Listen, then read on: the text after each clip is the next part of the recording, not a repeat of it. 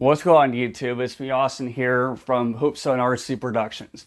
Now, I'm assuming that you came on here and is wanting to know what is currently going on between the federal government and DJI. Now, for those of you who don't know who DJI is, they are a Chinese drone manufacturer that makes up half of the market here in the United States. And now the federal government is in the process of signing a bill into law to blacklist the company completely over possible national security concerns.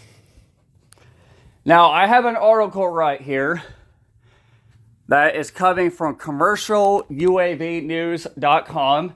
I will go ahead and leave a link down in the description box if you want to read this yourself. And then we'll go ahead and discuss. With the DJI blacklisted by the U.S. government, what does it mean for the drone industry? The United States and China are in a trade war, and one of the newest casualties of that war is DJI. There has been a perpetual back and forth over DJI for a while now, with things heating up in 2019 and 2020. For most of 2020, the talk has been around the proposed National Defense Authorization Act, the NDAA for short, and the finalization of the so-called Blue SUAS by the Department of Defense that identified drones that were cleared for federal use. But much of that concern seems to have evaporated overnight when the House turned down the NDAA initiative.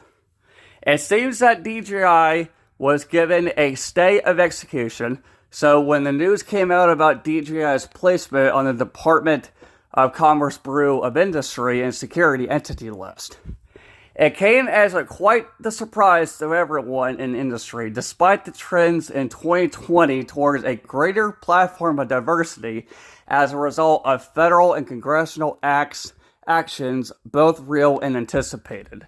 The document does not mince words about why, however, that DJI is among other companies were added for the list for. And here's what it says here.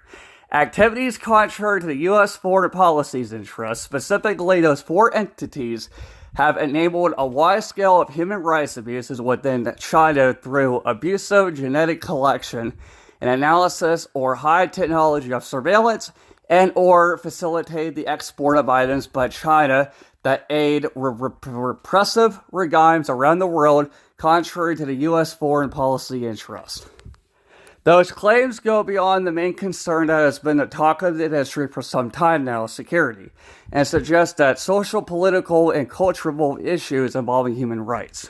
This adds another layer of an issue that revolves around ethics and to what extent DJI has been involved in any of these claims, which could have a lasting effort, or have a lasting effect on their brand.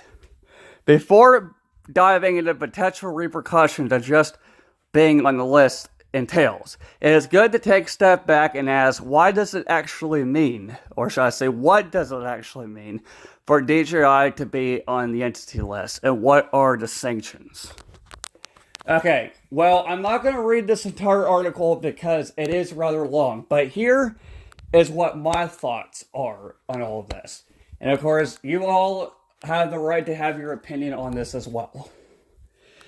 So basically, this new law that could potentially be signed over to the president, if this law does get passed, it means that anyone who currently owns a DJI product will be prohibited from flying it and or buying one.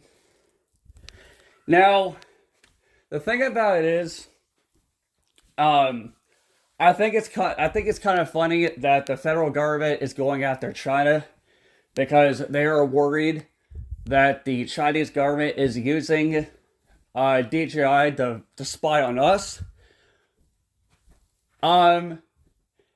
When the fact that we have a wide open southern border that that should be closed to prevent anyone else from coming back in.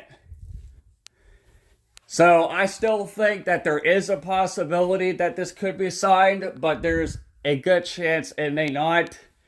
But my opinion about this is, if the federal government is so concerned about possible national security threats associated with the current drone market with DJI, they might want to think about closing down that southern border. Because every day we're having illegal crossings, and I hate to bring politics into this. But, you know, for me, I'm praying that Donald Trump will get back in the office. And yes, I am a Trump supporter. I'm praying that he'll get back in office, but it may not happen over his legal battles like he has with the Democrats, but only he will be able to fix this crap that's currently going on in the southern border. So with that said, I don't want to make this video too long, but you all are more than welcome to leave your thoughts and opinions down in the description box. And I thank you all for watching.